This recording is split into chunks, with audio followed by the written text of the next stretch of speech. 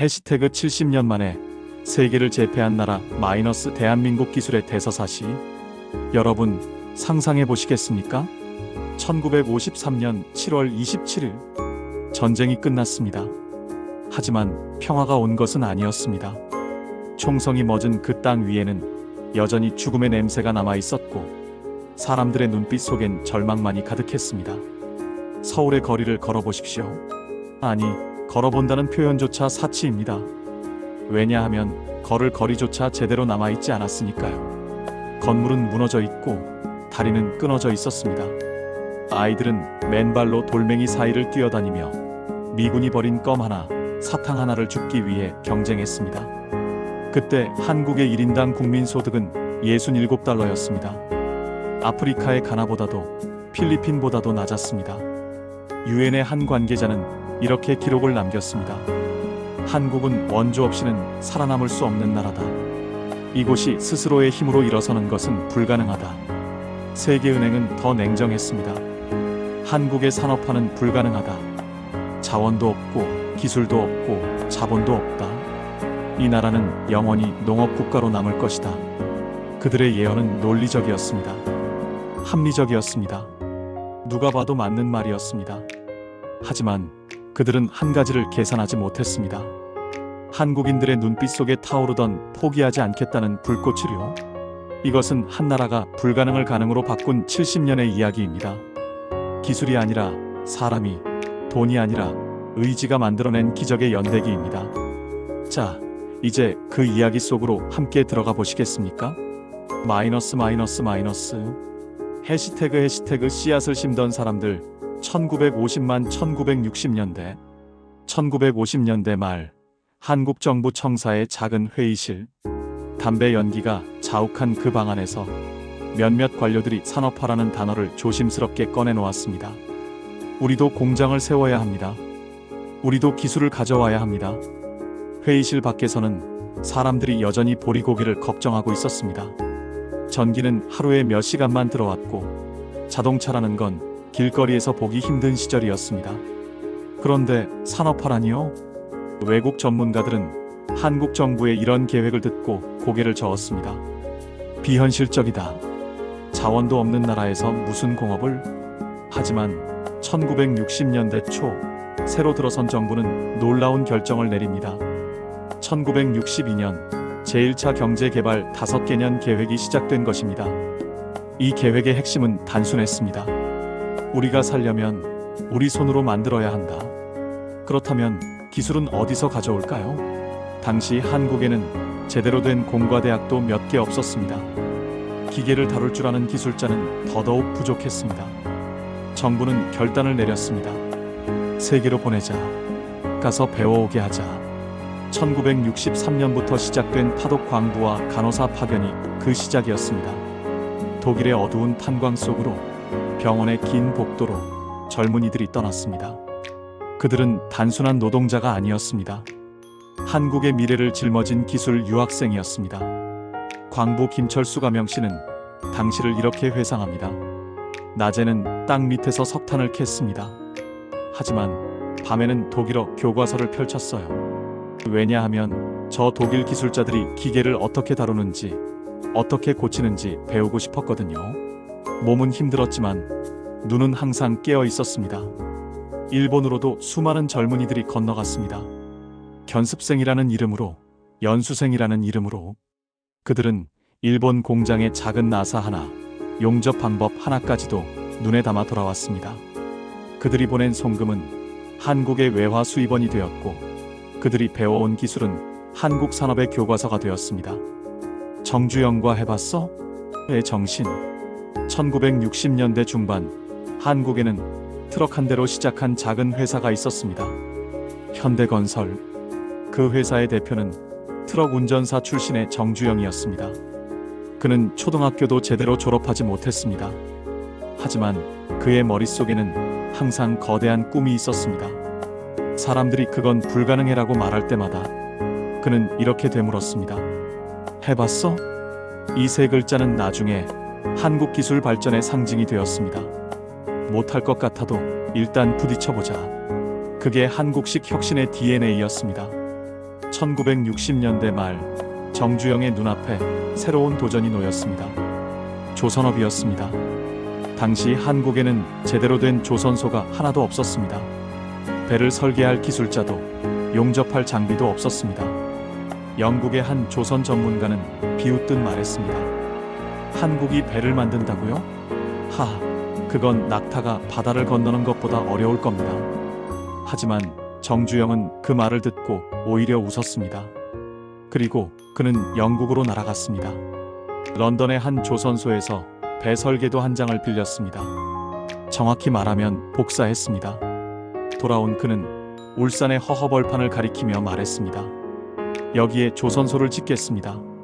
사람들은 기가 막혔습니다. 여기는 그냥 모래밭인데요? 맞아. 그러니까 지금부터 만들어야지.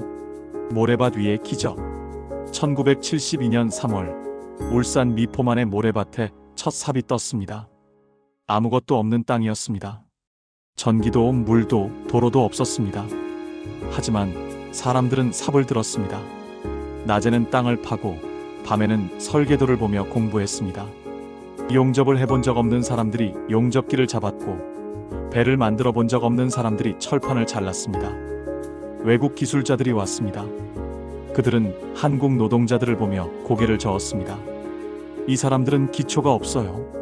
이렇게 해서는 배를 못 만듭니다. 하지만 한국 노동자들은 밤새 그들을 따라다니며 배웠습니다.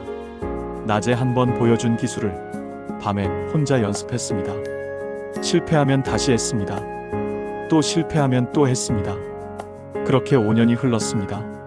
1977년 6월 28일 울산 앞바다에서 거대한 배 한 척이 떠올랐습니다. 26만 톤급 초대형 유조선 어틀랜틱 배런. 그 배가 바다 위로 떠오르는 순간 울산의 하늘 위로 환호성이 터져 나왔습니다. 어떤 노동자는 그 자리에서 주저앉아 울었습니다. 어떤 이는 하늘을 보며 소리쳤습니다. 우리가 해냈다. 세계 조선업계는 경악했습니다.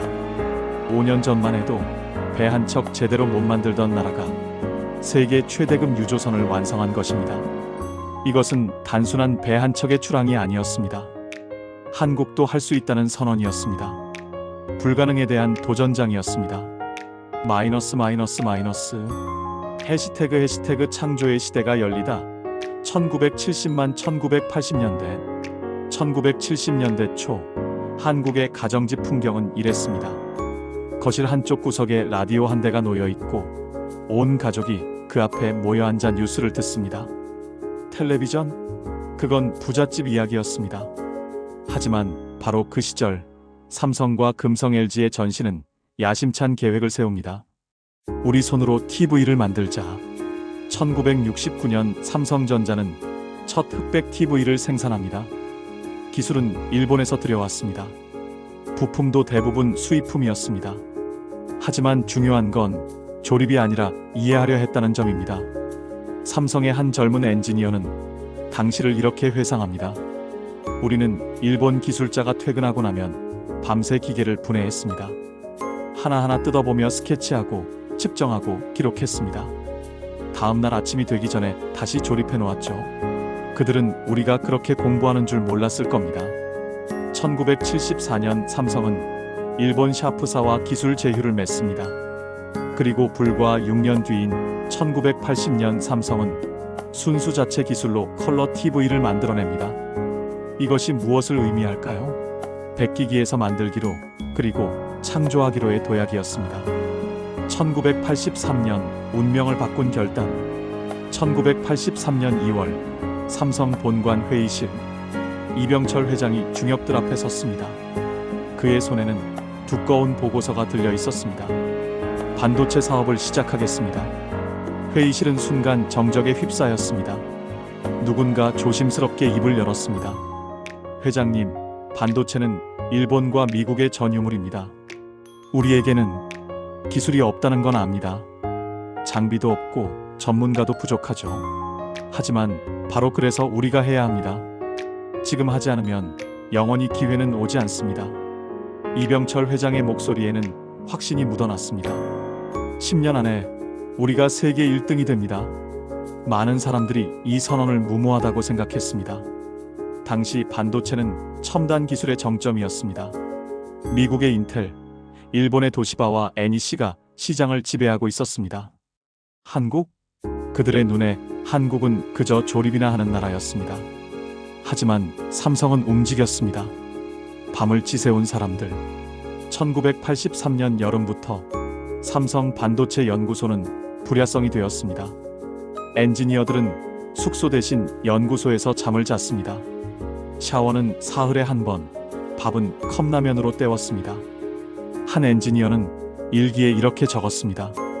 오늘도 새벽 4시까지 회로를 그렸다. 손이 떨려서 연필을 제대로 잡을 수가 없다. 하지만 멈출 수 없다. 우리가 멈추면 한국의 반도체는 영원히 불가능이 된다. 문제는 산더미처럼 쌓였습니다. 설계도면이 틀렸고 장비가 고장났고 수율은 형편없었습니다.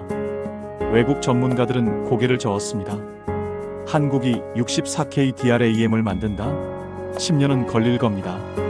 하지만 한국의 엔지니어들은 멈추지 않았습니다. 실패하면 다시 시도했습니다. 또 실패하면 밤을 새워 원인을 찾았습니다. 그리고 1984년 12월 18일 삼성 반도체 연구소의 한 작은 실험실에서 작은 기적이 일어났습니다. 성공입니다. 64K DRAM 개발 성공. 그 소리를 들은 순간 연구소 전체가 환호성으로 뒤덮였습니다. 어떤 이는 바닥에 주저앉았고 어떤 이는 서로 껴안고 울었습니다. 이 소식이 전해지자 세계 반도체 업계는 충격에 빠졌습니다. 한국이? 정말? 그들의 예상보다 5년이나 빨랐습니다. 이것은 단순한 제품 개발이 아니었습니다. 기술 독립의 선언이었습니다.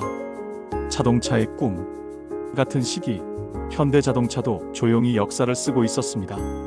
1975년 서울 모터쇼, 현대자동차가 첫 고유 모델을 선보였습니다. 이름은 포니포니.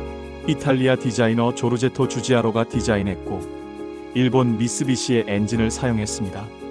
어떤 이들은 비웃었습니다. 저게 무슨 한국 차야? 디자인은 이탈리아, 엔진은 일본인데? 하지만 중요한 건 조립부터 품질 관리까지 모든 과정이 한국인의 손으로 이루어졌다는 점입니다. 그리고 그 과정에서 한국의 엔지니어들은 배웠습니다. 자동차가 어떻게 움직이는지, 엔진이 어떻게 작동하는지. 포니는 국내에서 폭발적인 인기를 끌었습니다. 하지만 현대자동차의 꿈은 거기서 멈추지 않았습니다. 우리 손으로 엔진을 만들자. 우리 기술로 차를 만들자. 1991년 현대자동차는 마침내 자체 개발 엔진 알파 엔진을 공개합니다. 그리고 이 엔진을 장착한 차 엑셀로 미국 시장에 진출합니다. 처음에 미국인들은 한국 차를 무시했습니다. 메이드 인 코리아? 싸구려겠지. 하지만 엑셀은 그들의 예상을 깼습니다. 저렴하면서도 품질이 괜찮았습니다. 1986년 엑셀은 미국에서 18만 대가 팔렸습니다. 한국차의 신화가 시작된 순간이었습니다. 해시태그 디지털 코리아의 탄생. 1990만 2000년대 1997년 11월 21일 한국은 역사상 가장 치욕스러운 날을 맞이했습니다. IMF에 구제금융을 신청한 것입니다. 거리에는 실업자가 넘쳐났습니다. 공장은 문을 닫았고 가게는 셔터를 내렸습니다. 사람들은 금반지를 모아 나라에 기부했습니다. 우리가 다시 일어서자는 눈물 어린 구호와 함께. 그런데 이상한 일이 일어났습니다. 가장 어두운 그 시기에 한국 정부는 놀라운 결정을 내렸습니다. 초고속 인터넷망을 전국에 깔겠습니다. 많은 사람들이 반대했습니다. 지금 먹고 살기도 힘든데 무슨 인터넷? 그 돈이면 실업자를 구제해야죠. 하지만 정부는 확고했습니다. 위기일수록 미래를 준비해야 합니다. 인터넷은 우리의 미래입니다. 세계에서 가장 빠른 나라. 1998년부터 2002년까지 한국은 초고속 인터넷 구축에 집중적으로 투자했습니다. 도시는 물론이고 작은 마을까지도 광 케이블이 깔렸습니다. 그 결과는 놀라웠습니다. 2000년대 초반 한국은 세계에서 인터넷 보급률 1위, 인터넷 속도 1위 국가가 되었습니다. 집집마다 초고속 인터넷이 깔렸고 PC방이 동네마다 생겨났습니다. 외국인들이 한국에 와서 가장 놀라는 것 중 하나가 바로 인터넷 속도였습니다. 이게 정말 가능한 속도인가요? 지하철 안에서도 영화를 다운받을 수 있다니. 한국은 단순히 인터넷이 빠른 나라가 아니었습니다. 인터넷을 생활로 만든 최초의 나라였습니다.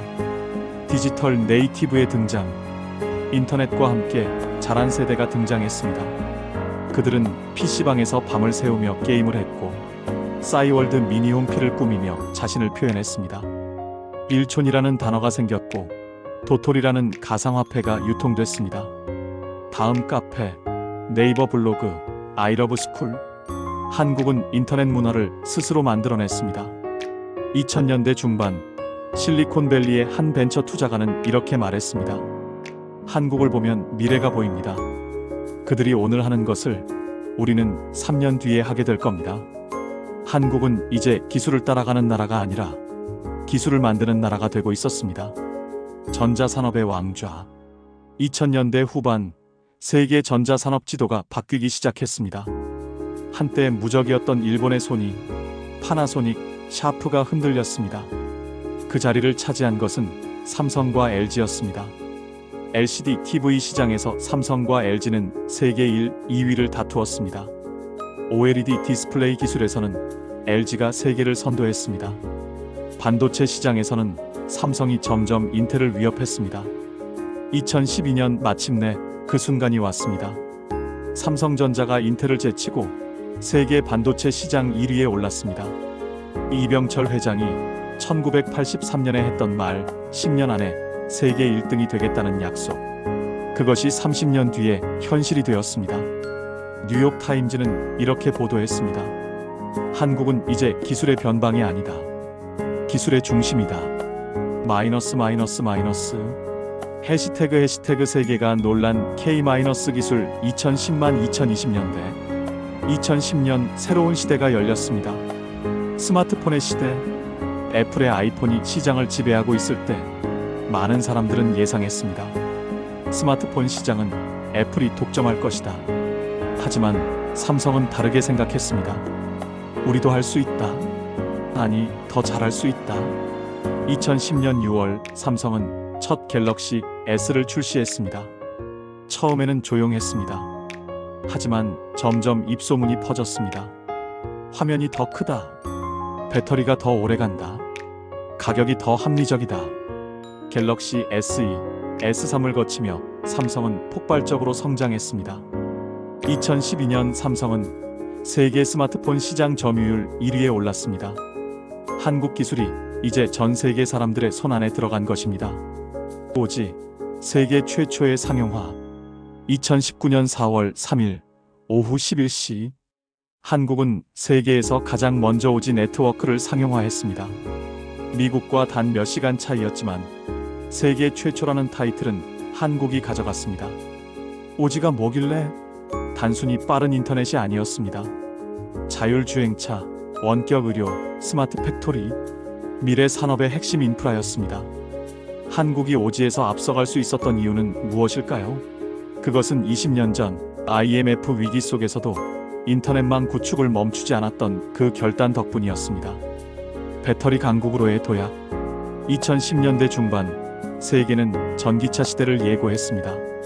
그리고 전기차의 핵심은 바로 배터리였습니다. 한국의 LG에너지솔루션, 삼성 SDI, SK온은 조용히 이 시장을 준비하고 있었습니다. 반도체에서 배운 교훈이 있었습니다. 선점하지 않으면 기회는 없다.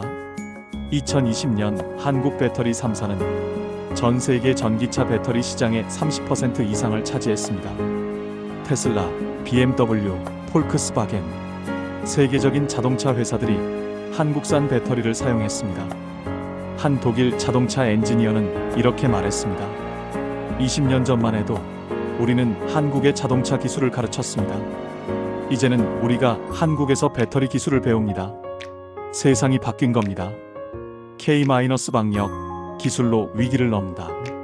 2020년 1월 세계는 코로나19라는 전대미문의 팬데믹을 맞았습니다. 국경이 닫혔고 도시가 봉쇄됐습니다. 경제가 멈췄습니다. 그런데 한국은 달랐습니다. 한국은 진단 키트를 빠르게 개발했습니다. 드라이브 스루 검사소를 만들었습니다. 확진자 동선을 추적하는 앱을 개발했습니다. 비대면 의료 시스템을 구축했습니다. 전 세계가 물었습니다. 한국은 어떻게 이렇게 빠르게 대응했나요? 그 답은 간단했습니다. 기술이 이미 준비되어 있었기 때문입니다. 초고속 인터넷망 덕분에 재택근무가 가능했습니다. 발달한 배달 시스템 덕분에 비대면 소비가 가능했습니다. 스마트폰 보급률이 높아 앱 기반 관리가 가능했습니다. 2020년 4월 WHO 사무총장은 한국의 방역을 골드 스탠다드라고 칭했습니다. 한국의 진단 키트는 전 세계 120개국으로 수출됐습니다. 한국의 방역 시스템은 여러 나라의 모델이 되었습니다. 이것이 무엇을 의미할까요? 한국의 기술이 이제 세계를 살리는 기술이 되었다는 것입니다. 마이너스 해시태그 그들이 만든 기적의 비밀. 이제 잠시 멈춰서 생각해 봅시다. 어떻게 이런 일이 가능했을까요? 1953년 세계에서 가장 가난했던 나라가 2023년 세계 10대 경제 강국이 되었습니다. 반도체, 배터리, 디스플레이, 조선, 자동차, 인터넷, 거의 모든 첨단 산업 분야에서 한국은 세계 톱3 안에 듭니다. 이건 우연이 아닙니다. 기적이 아닙니다. 아니, 정확히는 만들어진 기적입니다. 해봤어? 마이너스 도전의 DNA. 정주영의 해봤어? 라는 질문. 이것이 한국 기술 발전의 첫 번째 DNA였습니다. 불가능하다고? 그럼 해본 거야? 안 된다고? 그럼 시도해본 거야? 한국인들은 실패를 두려워하지 않았습니다. 아니, 정확히는 실패보다 시도하지 않는 것을 더 두려워했습니다. 울산에 조선소를 지을 때 전문가들은 불가능하다고 했습니다. 반도체를 개발할 때 세계는 시기상조라고 했습니다. 오지를 상용화할 때 많은 나라들은 아직 이르다고 했습니다. 하지만 한국은 해봤습니다. 그리고 해냈습니다. 빨리빨리 마이너스 속도의 문화. 외국인들이 한국에 와서 가장 놀라는 것 중 하나가 속도입니다. 왜 이렇게 빨라요? 왜 인터넷이 이렇게 빨라요? 왜 배달이 이렇게 빨라요? 왜 개발이 이렇게 빨라요? 한국인들의 DNA에는 빨리빨리가 새겨져 있습니다. 어떤 이들은 이것을 조급함이라고 비판합니다. 하지만 이 속도 문화가 한국을 앞서게 만들었습니다. 삼성이 64K DRAM을 개발하는 데 걸린 시간 1년 반. 세계가 예상한 시간 510년. 한국이 초고속 인터넷을 전국에 보급하는 데 걸린 시간 4년. 다른 나라들이 걸린 시간 1015년. 속도는 단순한 문화가 아니었습니다. 경쟁력이었습니다. 밤샘의 근성 마이너스 멈추지 않는 열정. 삼성 반도체 연구소의 밤. 현대조선소 용접 현장의 밤. 네이버 개발팀의 밤. 한국의 기술 발전 뒤에는 항상 밤을 새운 사람들이 있었습니다. 왜 그렇게까지 해야 했나요? 한 은퇴한 엔지니어는 이렇게 대답했습니다. 우리에게는 선택지가 없었습니다. 우리가 해내지 못하면 우리 아이들도 가난할 거라고 생각했습니다. 그래서 멈출 수 없었습니다. 이것은 단순한 근성이 아니었습니다. 다음 세대를 위한 희생이었습니다. 미래에 대한 투자였습니다. 배움의 갈증 마이너스 끊임없는 학습. 독일 탄광의 한국인 광부들, 일본 공장의 한국인 연수생들, 미국 대학원의 한국인 유학생들. 그들은 단순히 돈을 벌러 간 것이 아니었습니다. 기술을 배우러 간 것이었습니다. 낮에는 일하고 밤에는 공부했습니다.